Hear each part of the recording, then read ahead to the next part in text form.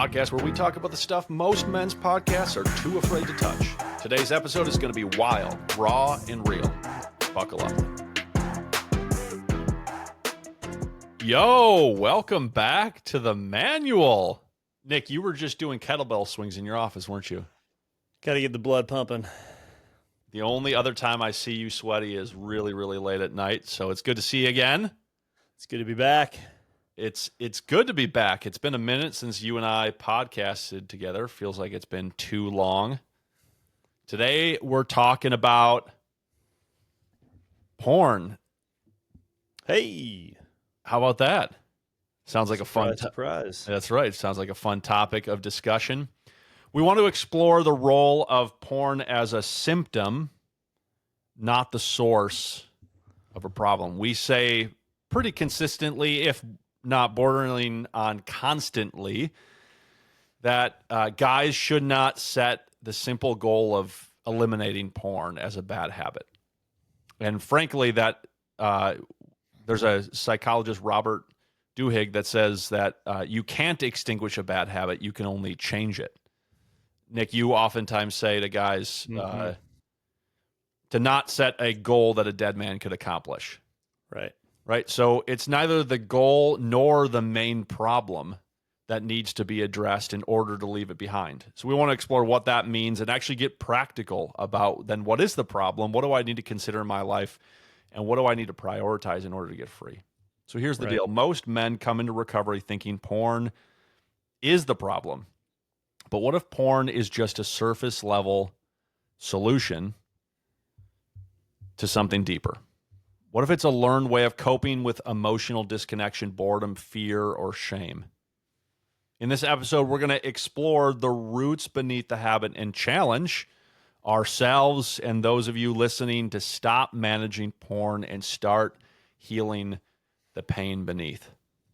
Nick, I'm curious, as you think about porn and identity, what are some of the first beliefs you find guys negatively form around sex, love, or desire that need to be addressed or adjusted in order to make progress in porn use? Say more about the identity piece. Yeah. So identity and beliefs. I'm curious specifically about, early on in a process, a guy develops, early on in the process, he has to confront what do I actually believe about this? I mean, one of the foundational beliefs is that he really loves porn, that it really serves some purpose or utility in his life. Otherwise, he would have left it behind already, right? Right. So I'm curious, from your vantage point and coaching guys, what do you see as the most common beliefs that guys are wrestling with in themselves around sex, desire, craving, as they come into this process? Yeah. I think one, and I just had a call last weekend with a guy where after 7 months of not acting out, it's like finally that lie is being broken. And the lie was, or the belief is that I'll never get over it. Like ever. Yep. Like this is going to be something I'm going to have to deal with for the rest of my life. And this is something I've always wrestled with. Any of the addiction language or addiction work or 12-step work is always in recovery, meaning my identity is whatever addict, right? And so I live under that sentence, and I like that word too, sentence, because there's like a legal kind of language there where we live under these sentences, almost captive to a limiting belief or a prison, really, where this thought is, because it's very much learned through experience of I'm never going to get over it, because I just get in this habitual process where, even for the Catholics out there, where the sacrament of confession even becomes the part of the vicious cycle. So number one, I mean, just the role of hope in the whole thing is truly, because really believing and experiencing and growing in the hope, and hope as expectation, right? Christian hope is not wishful thinking, but expectation that is anchored in a future truth that I will be completely free. Yes, someday fully in the beatific vision, right? But even in this lifetime of, expecting that I'll become free, and as they get some more agency back in their lives, that identity as a free man rather than as a porn addict or whatever addict it is starts to break over them. So number one for me is just a lot of despair and a lot of despondency maybe within guys, understandably. At the beginning of the process, guys haven't found a process before, so they're really excited. There can be like a honeymoon stage. Yeah. And then even like after like a month, then they act out that one time. There can be this, Yeah. I'm back Am I going there. back? Yeah. I'm going back, because as we encourage guys all the time is to focus on the process, fall in love with the process, do the daily work, the internal work, the mental work, the emotional regulation, and the fruit will come. So that's the first one that comes to mind, is this identity as addict. Yeah. That I'll never get over this. Yeah.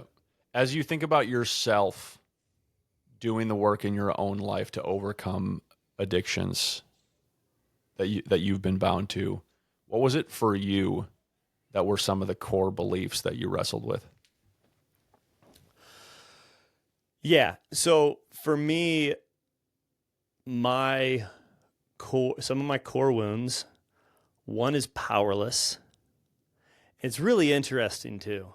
Just part of any 12-step work is admitting that you are powerless over whatever, fill in the blank. And there's something to that. But there's like this evil powerlessness that's a part of my story. As I've engaged my own story and aware of my own story, that this core wound, as Bob Schutz would lay out, is I am weak. I am powerless in a way that is defeating. So one, and I've used my drugs. I mean, my probably number 1 and 2 drugs of choice were alcohol and porn. Give me this sense of power or control that I use as a counterfeit to, as we say, so often it's an illegitimate way to fill a legitimate need. The legitimate need is actually to know that I'm powerful, sincerely. Yep. The counterfeit is substance that gives me this experience of kind of some sort of power or control, like I said, because also kind of as we navigate our inner child work within the group, as we've done before, outside of group on our own, is this experience of a childhood that was kind of a little chaotic in the home, and so wanting a little bit of control, wanting some semblance of control, and certainly porn and masturbation kind of provides that in a way. Yeah. So one, I'm powerless. Another big one for me is around fear. And it sounds crazy. I remember the first time this language was put to this for me was, again, through Bob Schutz, just a mentor of mine who's done so much in my life to help me experience freedom in a lot of areas. But the lie behind fear is this thought that I'm going to get hurt or even die. Like, no, the way the amygdala works is, if and it could be you're stepping up on stage in front of people, you're going to have the same physiological reaction. Fear will create a same physiological reaction in your body, the same reaction that you would experience on the plains of the Serengeti if a saber-toothed tiger is walking, in front of you about to kill you. Like, your body thinks, I'm going to die. So I'm weak, powerless, right? I'm going to die. And that's, again, it's from my own story. Love my dad, son of an alcoholic, son of a rageaholic. My dad had a lot of rage. My older brother beat the crap out of me from time to time. Bro, I love you if you're not listening to this, but I love you. But there's just a lot of pain, and so there's fear. And so using alcohol, porn, masturbation to kind of cope with fear, resistance, even procrastination. I mean, even just in college, it's crazy too, because I think we've talked about it on this podcast, that just ruling your kingdom, the 3 questions to kind of discover your kingdom of what do you love, what do you hate, and where have you been assaulted? And it's interesting. I think God has called me to speak, to teach, to preach, and very much attacks early on in my life on being in front of people. So even I could never do it. I could never even do it, even in college. I drank alcohol every single time I was in front of a group of people in college. I think the first time I wasn't pretty tipsy or drunk in front of people was when I had to ask for money to support for mission work with Net Ministries. Like, Wow. so Wow. fear, powerless, certainly shame, these identities of I'm bad, I'm dirty, I'm a broken unit. Yep. And I'm broken. And again, it's interesting because these even like there are people you can experience some freedom in acknowledging your powerlessness, right? You can experience freedom in acknowledging your brokenness, your sinfulness, but it doesn't stop there. And but there can be this identity as broken unit. I'm irreparable. There's things that have been done to me that I have done that that can never be redeemed. But really, it's the process of showing up, living in communion, living in community, living in. I mean, marriage will certainly not heal everything, but particular. I mean, stuff comes up, Yep. and we talk about being radically honest, being fully open, being seen, being known. As you mentioned, I think in a recent episode on resilience, the roots of resilience are being seen in the heart and mind of another attuned other, something to that Yeah. effect, right? Yeah. Yeah. Being seen and in your man. Last thing I'll say is like when you're in your shit and you're feeling like I got to go get my drug right now, whatever your drug is, can you still show up Yeah. and be in that place? Like that's like the real live action healing Yeah. of showing up, whether it's in your discovery call, your freedom call, rather with your freedom partner, or your whatever it is in the relationships you have in your own life, to show up with the other person Yep. and be seen in that. As Yeah. you're like living out of the lies. I'm powerless. I'm terrified. Yeah. I'm dirty. I'm broken. I'm feeling all of it. And we Yep. still show up and live in reality. Yep. Yeah. The difference between being caught and convicted than to be seen vulnerably and received in that kind of Right. way is like that's a That's powerful good. difference. I'm reflecting on a recent client that was sharing his experiences throughout his life where several times both his grandpa and his dad caught him looking at porn, and his dad joked about it as a way to like brush it under the rug, Hmm. and his grandpa pretended like he didn't see him, and this is when he's very young, 5, 6, 7 years old. Yeah. And his grandpa walks in the room, pretends that he doesn't notice, and then later says, "I won't tell your parents." Oh, And wow. just as, again, it's not being convicted, but he said he took from that experience now as adult, how it's sort of like been ingrained in him through his formative years was this is wrong and taboo and not something you talk about and something that you shouldn't be doing, Yeah. and keep it hidden, right? And though I mean obviously two very important male figures, maybe the most in his life, Yeah. that sort of trained him in those exposure moments to be able to reinforce what he already believed, which is Right. this is dirty and disgusting and shouldn't be talked about and discussed and shouldn't be a part of who I am or what I do. Right. But brush it aside, keep it hidden. Yeah. Keep it out of the most important relationships out of my life, which Right. that duality inevitably becomes, that cavern becomes greater and greater the more life that you live. For me, two distinct experiences, two distinct beliefs for myself. And this connects again to, I was just on a coaching call with another client this morning, just started going through our process. He's in his second week, where several times early in the discussion, he started sort of listing off the litany of his beliefs about porn. It's disgusting. It's gross. It's ugly. It's sick. It's perverted. And the conviction there is, as he was saying it, I could tell he wasn't saying that about the porn. He was Wow. saying it about himself. Wow. And my invitation to him was consider that the young part of you that was first exposed to those early scenes, these graphic adult displays of sexuality, where you are traumatically exposed to that, and no adult helps you navigate, but adults in those scenes help expose you And does the boy experience gross and dirty and apprehension towards what he's watching or towards himself? Right? No, the arousal towards what he's watching and disgust towards himself. Yeah. Right. And that's what was formed deeply in me in the language of identity and belief, is that I'm dirty, I'm disgusting, I'm gross because I love this, because I want this. Right. Right.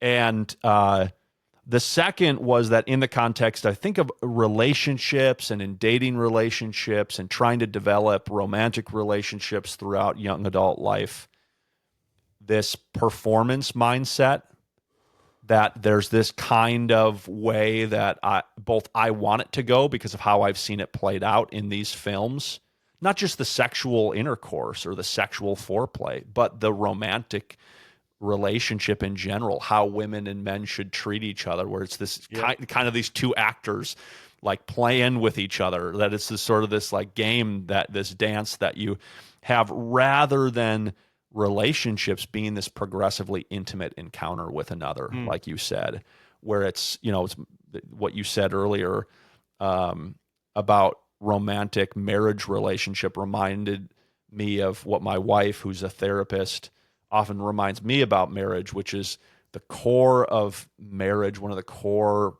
principles of marriage is this concept, with you I can heal. That really, in that exposing, intimate, vulnerable place, I am seen just as I am. And that's, in many marriages, the experience of that is so that I could beat the crap out of you emotionally or mentally or, physically, whatever. Like, that's the reality of broken marriages.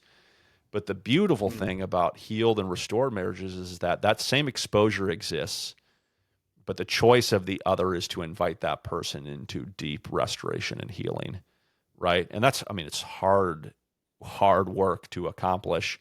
But it has, certainly in both of our lives played a massive role in our deeper, as God continues to peel back the layer of the onion, in our own healing journey, to be able to bring us deeper into the freedom from fear, like you said, deeper into a consistent experience, that sense of dirty or the absence of the negative desire, the craving for pornography. The more I live without that, doesn't just mean that the sense or beliefs related to my dirtiness, to stay hidden from others, right? My sensitivity to certain types of people and my recoil in those relationships, right? So it's an invitation to be able to continue to press into things like that in life. Yeah. You talked about emotional regulation and awareness earlier, and I want to go there next, because at the beginning of our process, that's the core question we pose to guys that they need to deeply consider, which is, how do I need to grow in emotional regulation? And that's skills for sure and tools for sure, but it also is deeply tied to identity and belief and a sense of being, right? Learning to live in the present moment, learning to experience peace, riding the wave of some negative emotion to its natural conclusion, which is dropping back down into a state of rest and digest. And is a powerful experience when you incorporate that in prayer and life with God and life with others, and invite relationships into that. What are the emotions that you see most often tripping guys up early in our process, that guys most experience being the core emotional triggers that sort of keep them stuck, or that they avoid the most, that they're most latent to starting to get honest about? Well, this is coming up. I'll share this because I think I see it in a lot of other guys, but I'm reminded of this as we're talking, of just in my own journey, is just self-rejection. Because I really appreciate what you were saying about just this labeling all these actions and this porn as bad and dirty. It's a self-reflection, what's happening. And the stuff that comes out of us onto others is often so often a reflection of myself. And so I'll share this, self-rejection. Okay. So, I think you might know this story, Joe, but just when Teresa and I went on the Camino, 9 of us walking the Camino, over in Spain. It was 5 months into our dating relationship. We were dating, went on it with 7 other people over to Spain to walk the Camino for 2 weeks, a little over 2 weeks. And right before we were about to get on the plane, I got to this place where I'd gotten the 2 previous decently solid Christian women. They were great Christian women, actually. No, I've had 3 solid relationships as I've been following Christ, and praise God, the 3rd one, I'm married to her.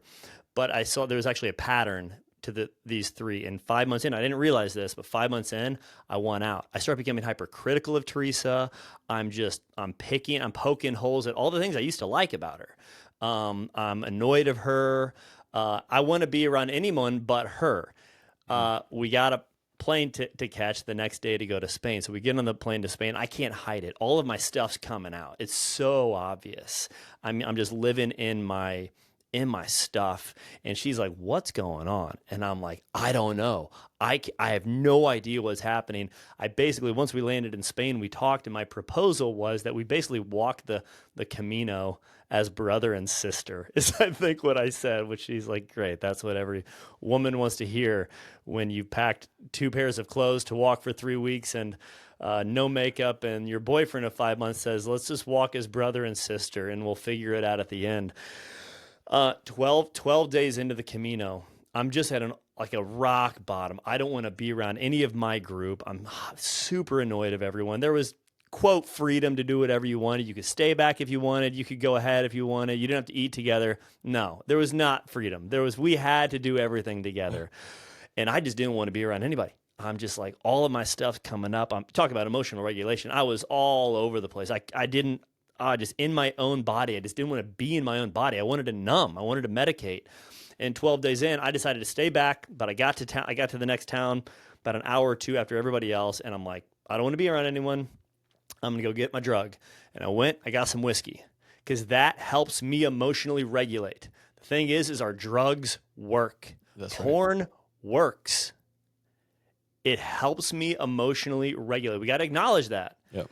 Because our drugs work, otherwise we wouldn't do it. They're a counterfeit, Yep. And once they wear off, it comes back worse, right? The Yep. inability to emotionally regulate. Yep. The things that I was numbing, they're going to come back. We know that. But they work. And so I went and got some whiskey, put it in a Coke Zero bottle. I started drinking, and we're at the hostel after dinner, and we're playing cribbage, and I'm sitting there across from Teresa, and I stretch, and we're having fun. I'm having a great time. I'm emotionally regulated through alcohol, and I'm present. I'm present, but I'm pretty tipsy. And I take a deep breath and I blow out, and she looks at me and she goes, have you been drinking? And I think, finally, typically, so I quote, don't drink. And this is probably the 3rd time that it came up in our relationship. The first 2, every time, both shame, deep shame comes up. I'm caught. I'm like, it's in my face, shame. But this time I kind of capped the shame with anger. I just and I was like, yep. And she's like, well, her reaction was, that's not a Nick response. That was weird. And I was like, yeah, I have. My thought was, F it. Finally, I know I'm a piece of shit. Now you know I'm a piece of shit. That's right. Now we can call this off. I'm done. And I was thinking that. I said, yes, I have. She didn't know how to respond to that. And so we talked, and Mass was in 10 minutes. She's like, okay, I got to go to Mass. It was very, we did not have closure. She went to Mass. Everyone else went to Mass. I go upstairs and I look at porn and I masturbate, because that's going to help more. And I go and I just keep numbing. And I wake up the next day before everyone else. And I get up and I'm like, oh my gosh, what did I do?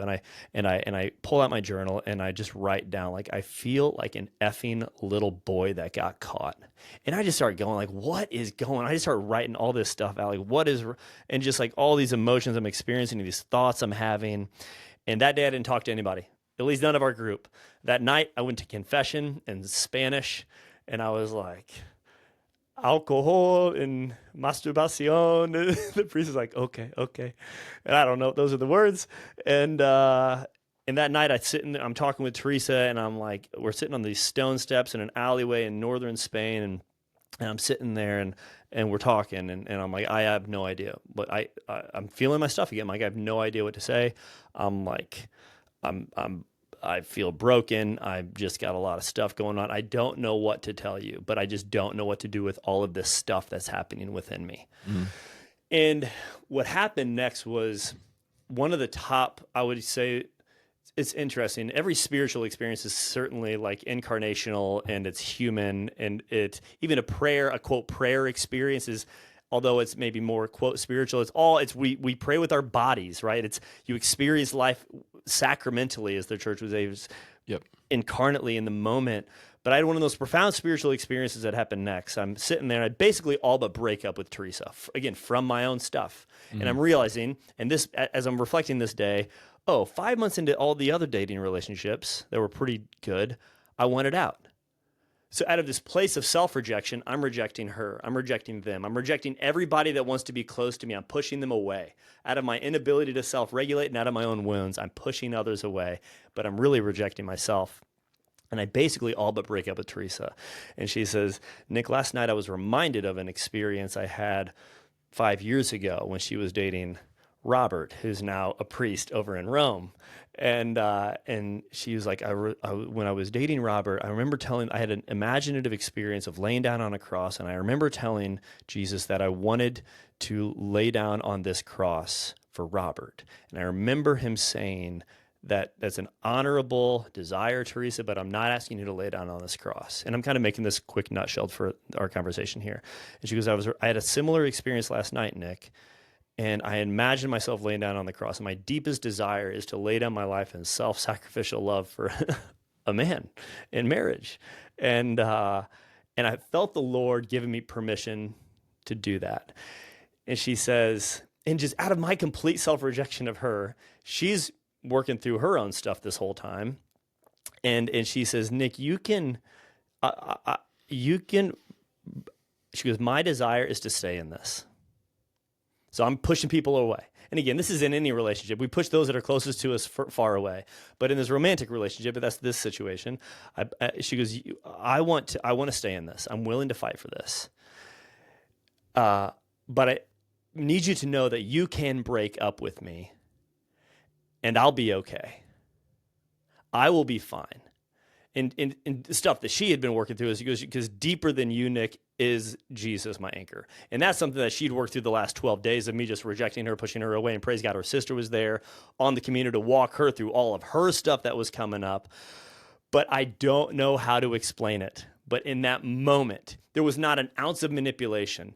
And Teresa would say this, women have a phenomenal ability to manipulate, control, kind of twist. But she just simply offered desire. And I don't know how to explain it other than there was just complete freedom on the table. And from my place of self-rejection and rejecting her, by the grace of God, she stayed in it with me and met me in my deepest pain and brokenness. And it was the love of God flowed through this human and hit me in that place. Mm-hmm. And again, it goes back to if we can show up when I'm like, how do I even emotionally regulate? But I'm feeling all my stuff. And if, praise God, that night I didn't numb and I showed up and she met me in it and something shifted and I felt like there was a healing moment, like very, very tangible. And we went and got gelato. Let's go. And the rest of the night was freaking awesome. Rest of life was freaking awesome. Is what I'm hearing. It gets better and better, man. Yeah.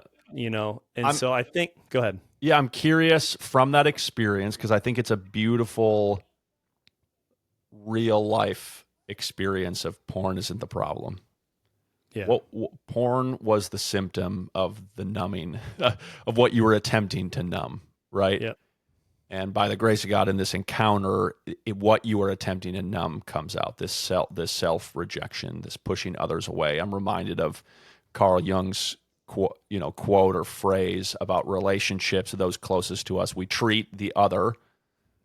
He in this quote, he's talking about our partner, romantic partner, the way we treat our shadow, right? The shadow is the false self, this part of us that we hate, but is a part of us, right? The old man, as Paul talks about, right? So we experience the shadow and we experience it as detestable and shameful and disgusting. And as it's allowed to exist and play out in our life, and our attitude towards it is oftentimes then what we direct towards others, like you're saying. Yeah. So in your experience of that scene, what was the root problem, and what was porn and alcohol's role in attempting to solve that problem for you? Because I think you were spot on when you said, like, the only reason our brain drives us towards those things is because they're useful, right? Because they have some utility to us. If they had no utility, we would not experience any desire for them, and we didn't experience desire for them, we wouldn't use them. Yeah. I mean, what happens in the inner world of us is really dynamic. And so there's our whole entire lives that we're carrying in our bodies right now, right? The body keeps the score. It's every moment of my life in my soul, right? Manifest in my body, in my memory is all here. And so there's wounding, there's stories, there's shame, there's fear, there's brokenness, there's even observing other stuff that affects me. But I think, simply put, I'll say it like this, that so often I want to use drug, alcohol, porn, pot, whatever, to change my state. I don't want to feel what I'm feeling. I don't want to feel how I'm feeling. And so so porn's not the problem. The problem is I don't know how to, in a ordered, holy way, regulate or change my state. Because the reality is every time we go to our drugs, I don't want to feel like what I'm feeling. Right. And this is like super simplifying it. It's like, okay, there's a lot of stuff. Oh, what are you feeling? Well, I'm actually feeling a lot of shame. Okay, what is underneath? Okay, what's the state? Right. Whatever that state is, or I'm for some reason I've been procrastinating all day, or I've been avoiding something, and I did not eat the frog this morning. There's this big looming project, and I know I got to do. And finally it's in my face. I'm like, it's resistance, right? And there's a reason the resistance is so strong. But even like on a brain level, is the amygdala is picking up threats, and the threat cycle. Like all these molehills are all mountains throughout my day, and I'm just feeling paralyzed. Okay, I'm paralyzed, and so well, how do we actually help change your state, or in our language now, emotionally regulate? And if I don't know how to do that, especially with an attuned other, that's so huge. That's why we tell guys the work we're doing. It's really simple stuff, but it's not easy. Especially when you're in the moment, to ride the waving of crave. I tell guys all the time, call your freedom partner. Hey, bro, I'm in it right now. Can you breathe with me? Can I go through the steps that we know what we're supposed to go through with you? And I say, hey, if a guy can't, if he's not available, reach out to me. I'll see if I'm available. I'll hop on a quick call, and I've done that with guys. Yep. Hey, I'm in it with you. Let's feel it. And Yep. so, short answer, I think the question, the problem is I don't. Was that the question? I don't know how to emotionally regulate. I think it all just comes back to that. Yeah. No, I think that's spot on. I was also struck as another kind of, not quite a counter example, but another stark example of the utility element of of porn use, or any kind of thing. You were talking about alcohol. I remember a guy in one of our earliest groups who we asked the question early on, what will it cost you? And his fear was that it would cost him being able to show up as a regulated dad and husband, because his disposition in life is to be level-headed and regulated and the calm one in every environment. Right. And the link is, I use porn as the outlet in order to remain calm. 100%. Right. And he experiences it in some way beneficial to his wife and kids. Yep. To use it in order to be able to show up emotionally regulated. Yeah. Right. And so good. that's that. I mean, is a stark contrast to what you're talking about, because I think many of us experience the chaos and the turmoil and the Right. up and down and the bipolarity of the emotional Yeah. swings, and this stark contrast is the utility is to be better, Yeah. you know, and that's a really challenging thing to wrestle, because Yeah. in the, a sort of a guy, I mean, the pretty disciplined, ordered, routine, scheduled guy, that sort of that he wasn't an engineer, but the stereotypical engineering type Yeah. where everything's logical and according to plan, that this in the plan is the primary tool in order to be that what others expect him to be. Yeah. And removing it necessarily means he faces the monster within. Right. Necessarily means he faces the things that create anxiety, overwhelm, dysregulation, and Yeah. is forced to learn new ways of dealing with it. Yep. And that's the point about, I mean, that's why tools and skills and new approaches are so important and such a part of our early process when we talk about emotional regulation, is because without them, you remove the thing and it could be catastrophe. And I mean, then it becomes angry outbursts and emotional dysregulation all over the place, where you were Yeah. using it as a regulating tool, right? And so I think this is a great place to land the plane today, because it really, I think, beautifully encapsulates through story both the diversity as well as the sort of centricity, the theme running through all of our stories around porn as the tool that many of us have learned. And this is something I come back to over and over again, is that for so many of us that were exposed to porn or some external thing outside of us that we could go to for that emotional regulation, we moved through pretty much every developmental stage in our young life, into young adulthood, into early adulthood life, with that being the primary source of regulation. Yeah. And so to expect, to your point, that it would be easy to shift into a different place is stupid to Yeah. believe, to assume. But the tools and the approaches to get there are quite simple. Yeah. They're so very human. They're so very normal Yeah. once you start to implement in their life. And that's the beautiful. I mean, it's what I love most about our approach is I can do the things that we teach guys to do in my car on the way into work in the morning. I can do when I'm in the middle of the supermarket. I can do when I need it most, when I'm in the moment, that it can become reflexive and a part of me, a part of my life, part of my being, even, that it just becomes a part of who I am, to be able to live this way. And that's easy. It is not this external thing that I have to hang on to for dear life, because that's my locus of control. That if I Right. don't have these things in line, that I'm gonna fall again, that I'm gonna act out again. It's like, no, that managing my interior life gives me the capacity to be able to make the right next choice, to be Yeah. able to stay in line with my ideals, to Yep. be able to live out of my identity, who I am, to live with purpose and motivation. And that all builds on itself, right? I mean, that's where the sort of proving ground is. The more I can do it, the more I build. What you were talking about early on is like, the more you're exposed to needing to get in front of people and move through that experience, you realize, holy cow, if I did it then, I could do it again. And then it moves, I think, through an important step where it goes from that to being able to do it in a regulated way, where you feel not the high intensity adrenaline wave into the stark drop off the stage, but you notice yourself just being yourself through Right. the whole experience, right?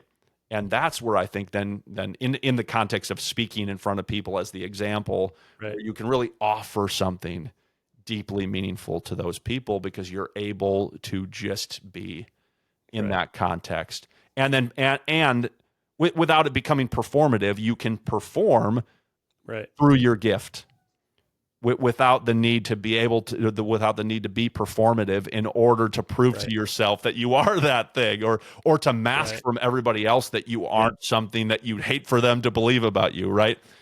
And Right. that's where the peace and the lasting presence and the gift of identity really begins to take root. Our invitation today for you, if this is stirring in if these stories resonate with you, one, simply to reach out. We'd love to talk to you more. Scheduling discovery call with us goes directly to Nick or I. If you have somebody in your corner that you need to lean on more, a conversation you need to have with a romantic partner or somebody in your life, a brother, a friend, reach out right now. Don't hesitate. If that person is popping into your head, act while the inspiration is there, while the motivation is there.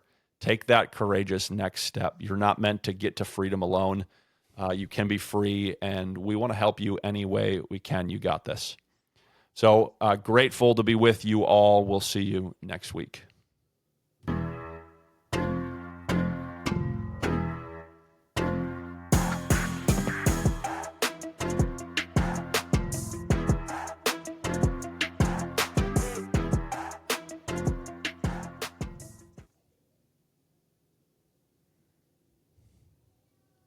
I'm glad I did.